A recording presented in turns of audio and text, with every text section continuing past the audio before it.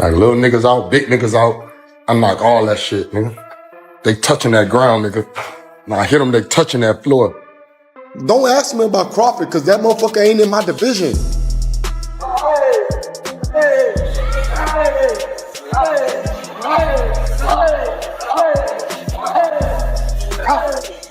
I want all the smoke. I want smoke with Crawford. There's no other fight out there in the boxing world for Crawford to make. Last night, Jermell Charlo finally broke his silence and named Terence Crawford as the person who made him look bad in public. The pound-for-pound king called him a fake person when he went on live camera to ask him without any editing. Terence Crawford was challenged by Jermell Charlo. But it is not just another fight. It is the end of a very personal feud that has been fueled by years of being put down in public, being made fun of by people in the crowd, and cruel accusations of betrayal. Charlo cannot wait to settle the score and show everyone who he really is. I don't know what's happening with the boxing world.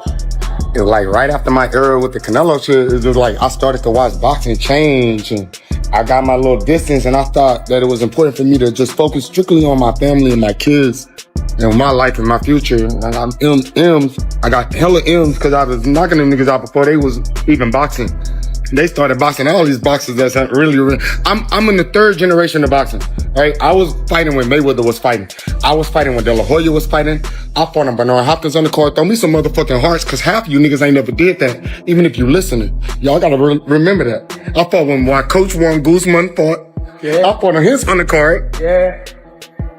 Come on, man. I remember. I come from a different era in boxing. Jermell Charlo has talked about Terence Crawford once more. In his most recent public statement, Charlo asked to fight the man many people think is the best boxer of all time. People were more interested in the tone than the call-out itself. When Charlo said it would be a pleasure to fight Crawford, he almost seemed polite. He even admitted that Crawford had finished something that he had not. A simple and honest tribute to Crawford's famous undisputed runs. I want all the smoke.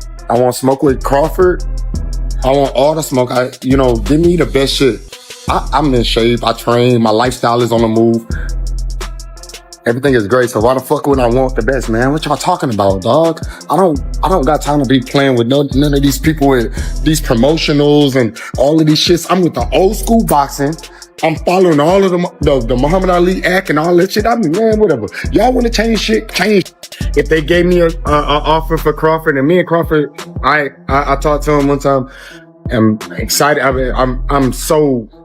It'll be an honor to get in the ring with him, not just today, just because of what he done as becoming undisputed. He completed something that I didn't complete, and so being in the ring with Crawford would be amazing. I give him the best fight of today's era. I don't think that there's no other fight out there in the boxing world for Crawford to make right now. The best fight, really. The two men have a much deeper personal history than what meets the eye. On the surface, it looks like one professional winner is gently challenging another. I'm not moving up in weight. I really like the weight I'm in. I'm slim. I was out of my element. Some people can operate better when they out of their element. I'm not. I know how to be dealt with. But call me Money Mel, bitch, for the rest of this day. I'm fucking Money Mel, and we're turning the money show on. To understand what is going on, think back to the time in Charlo's career when he was very weak. It is not the first time Jermell has tried this. The first call he got was in September 2023, but things were very different at the time. The move was not sure of itself. It was more like a desperate plea. Charlo stood in the middle of the T-Mobile Arena after Canelo Alvarez had overpowered, embarrassed, and shut him down in 12 easy rounds. When Charlo knew he had lost, he grabbed the mic and yelled. Yeah, Terence Crawford could be on the radar. I think he already probably been on Twitter, like lip wrestling with the internet, just to get some clout, some fans, and it's fine, but he's a champion. He's great at what he do. I haven't been beefing, truthfully. He's just feeling himself right now. And he's a top dog. He's moving up in weight, and everybody want to fight the best. 168 is considerably still kind of like not my weight division, because it's not as easy to make 168. I have to gain weight and gaining weight when you're working really hard, it's really tough, you know.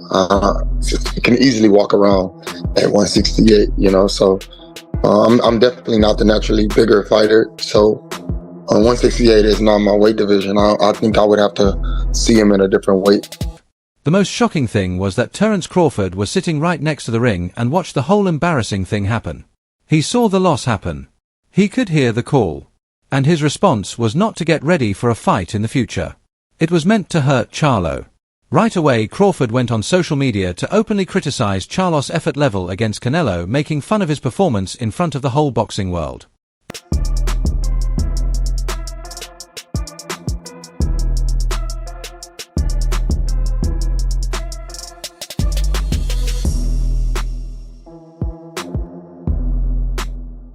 There is more to Crawford's dislike of Charlo than just a business view.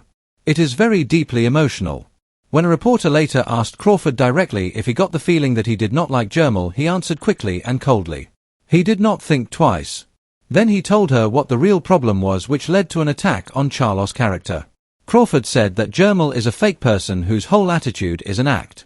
He told everyone about Charlo and said that all he does is things to get attention, which means that the loud, angry persona people see is just a carefully planned performance. Would you say I'm done after that? Of course, 100%. What's the thing about Jermell? Oh, I feel like you don't like Jermell. And if you, I don't. You got respect for Earl. So if you did Earl like that, god dang. I don't like Jermell for the simple fact that I feel he's a fake individual. I feel Earl is real. I feel he's genuine. I feel like he stand on 10 toes on everything that he say or do. I feel like Jermell is just one of those guys that do a lot for attention. I was cool with Jermell and Jamal and their older brother prior to me moving up in weight. You know, I got messages with he hit me up asking me he gonna pull up in Omaha, and we talking about cars, we talking about all different type of stuff. Once, you know, I moved up in the division, and I understand that they stablemates. He trained with Arrow Coach, and they've been knowing each other for a long time. For him to start bashing me and talking bad about me and saying I'm gonna get knocked out, and, you know, going out his way to say little slick shit about me, I was just like, man. So what did Jermell Charlo do after the pound-for-pound king called him a fake? His answer was one of the strangest deflections in sports history. When Charlo heard what Crawford said, he quickly pretended not to understand. He stated that he did not know what they were talking about and did not pay attention to what blogs and interviews they were doing. He tried to brush it all off by saying he had no problem with Terence Crawford. He looked confused and said they got along and he was not sure what Crawford had against him. The mask then fell.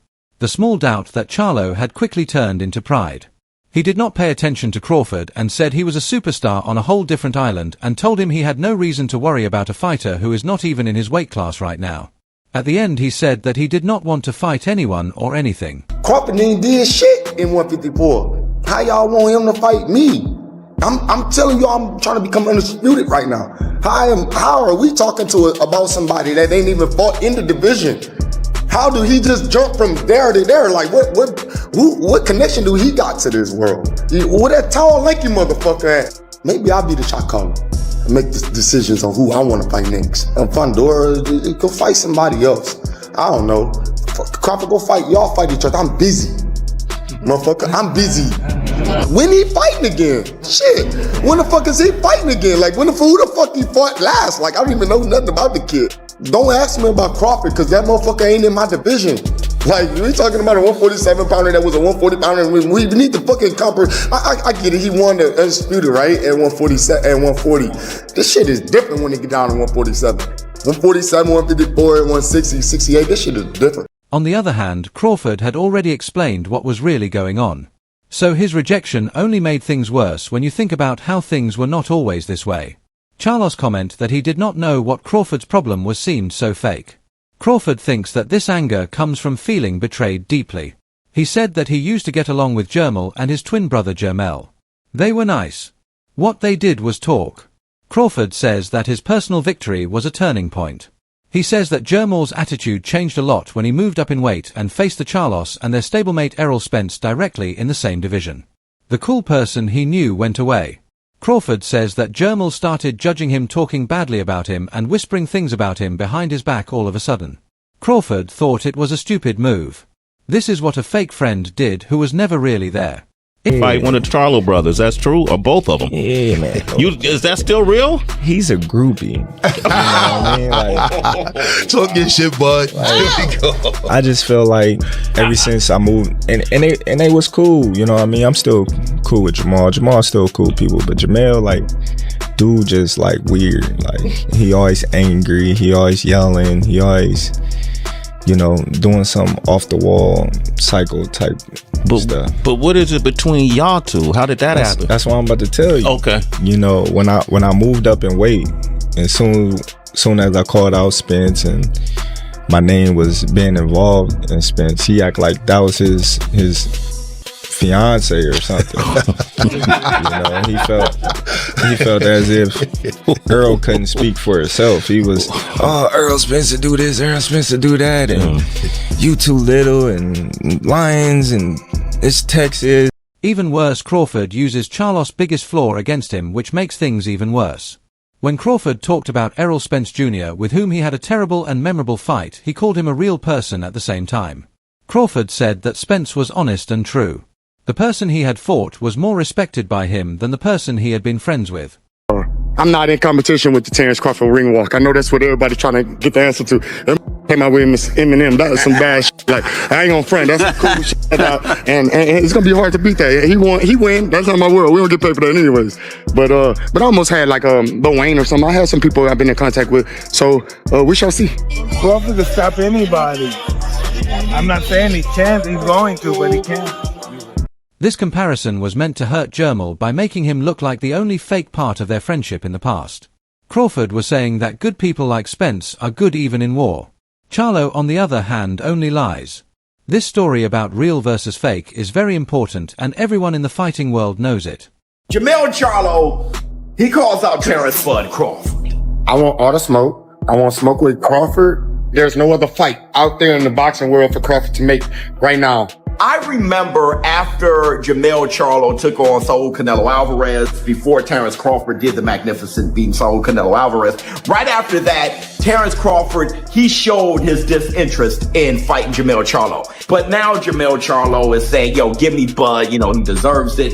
But my thing is this, Jermell's been out for like 2 years. I think it'd be something that everybody would be salivating over. They would want the fight, but they would definitely want the fight if Jermell comes back and he knocks somebody completely out. He knocks somebody completely out nasty style, then whatever he has to say on the mic calling out Bud Crawford, people will start saying, Bud Crawford, where you at? And if Bud Crawford doesn't take the challenge, people love to jump on Doc around a pizza. Unbelievable, man, this Jermell Charlo.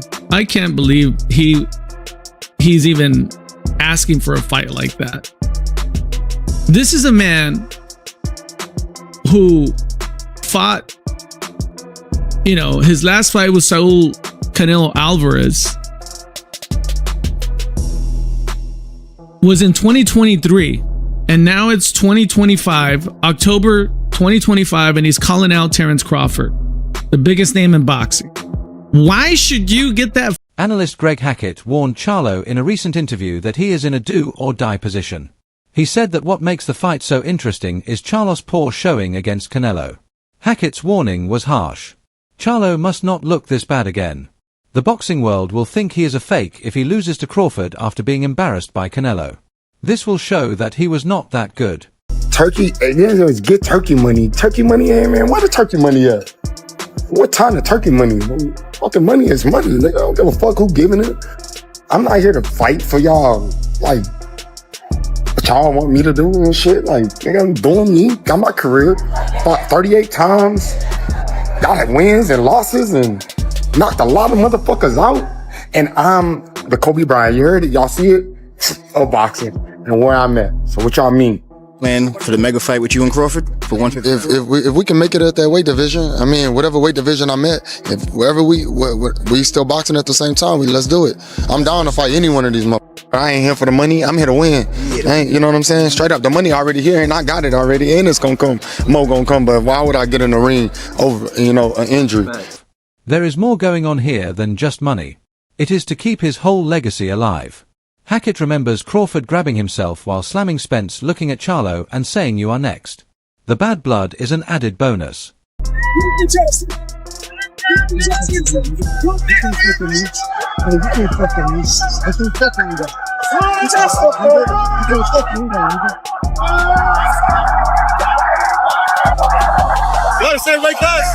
Nah, that nigga ain't in my weight class. Bro, I'm fighting Canelo next. I don't know what that nigga talking about. I'm undisputed at 154. I already did that. Some niggas can't fuck with me, nigga. Charlo has not fought since. Now he is back and says his goal is not to make money. He is adamant that he is not there for the money. There is already money here. He says he is here to win. I don't even want to see, only interested in fights that make sense and make money. And the fights that make sense and make money. Virgil, great fighter. Virgil could fight. Earl, De La Hoya, them got such a stud with them, this and that. I see he had some injuries and came back and health issues and this and that. And Virgil, he can go a long way. He got a tough fight with Lubin. Yeah, Lubin ain't no hope. It's just that I'm a legendary. He is only interested in fights that make sense and make money. Virgil is a great fighter. Virgil could fight Errol. De La Hoya has such a stud with him. He sees he got some injuries and came back and health issues. Virgil can go a long way. He has a tough fight with Lubin. Lubin is no pushover. It is just that he is a legend. Jermell Charlo thinks he would give Terence Bud Crawford the best fight of today's era. Listen, I'm all for confidence. But let me make this very clear. Jermell Charlo and Terence Bud Crawford would not go over really well. Sure, the build-up process would be funny. Sure, it might be entertaining. But Terence Bud Crawford will put a whooping on Jermell Charlo. Even so, those comments do not ring true for a number of reasons. To begin, Terence Crawford has recently done something that Charlo could not. He stepped up and beat Canelo Alvarez, who had been the one to expose Charlo. This one win takes Crawford to a whole new level, while Charlo is left on the outside desperate to get back at the person he supposedly hurt. Charlo's plea might not have been honest. Like the fight, I just don't believe he'll take it. You know, I mean, these guys, they just price themselves out straight away. And they go, oh, no, it's just my worth. So it's not your worth, mate. I know the numbers, and if you want the fight, and listen, you'll be very well paid. But if you actually want the fight rather than want a payday, it is not enough for Crawford to just want to make fun of the man he says is lying. The question is whether Charlo is the safest or best choice. Crawford has a lot of fights lined up for him. Eddie Hearn and other strong promoters have already made people doubt Charlo, which makes things even worse for him. Hearn has said in public that fighters like Charlo do not want to take risks. They have already set their prices too high and are just waiting for one last paycheck. He likes the fight but just does not believe Charlo will take it. And just seeing the fact that obviously undisputed is what you want. You're obviously going to be rooting for Jermell to win his fight so that he maintains that. That's the specific guy that you would want, or is it just 154? Yeah, that would be the guy that I want, but you know, if for whatever reason he don't be victorious, you know, I want to go at the guy that beat him. You know, when you look at all the great fighters, they was getting called out by everybody from different weight classes, so it's nothing, you know, that I'm not surprised. It is a crazy fight between two very different ideas. The story is about Crawford, a boxer who puts honesty and respect above all else, and Charlo, whom he has called a fake. When Bud walks in the room, the energy changes. He's just a different dude. Mel Charlo has a lot of that same energy. The energy just changes. And I think when you have that type of scenario, that fight is very makeable. I think it's highly likely you see Bud versus Mel in the ring with The video for today is now over. Please hit the bell button, follow, and leave a like if you liked it so you do not miss any more videos. Do not forget to write your thoughts in the box below. Watch out for the next one.